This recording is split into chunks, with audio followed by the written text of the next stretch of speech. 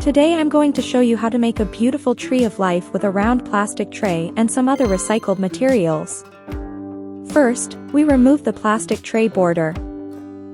As the tray is very floppy, we need to cut a cardboard circle that fits the bottom of the tray. This will make it more stable. Next, we need to make a hanger with 2 cardboard pieces and a piece of string. To avoid damaging the tree later, we are going to glue them to the top of the tray right away. We need to cover the whole tray with napkins and white glue. This will help us stick all the parts of our tree later.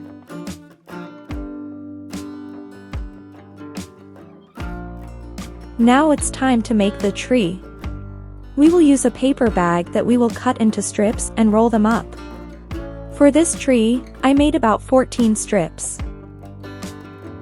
Then, we will join them together like the branches of a tree coming out of the trunk. After that, we will glue the trunk to our tray. The tree will not stick in the center, but in the lower part of the circle. We will glue the branches and roots of our tree and try to make it look as natural as possible.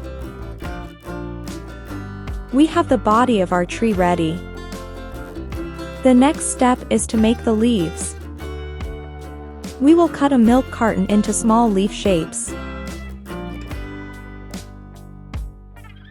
Using a sharp object, we will mark our leaves so that they have the veins and shape of real leaves.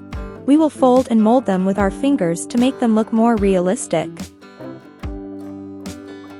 We will cut different sizes and shapes of leaves, because they are not all the same. Finally, we will glue the leaves to the trunk in the most realistic way possible.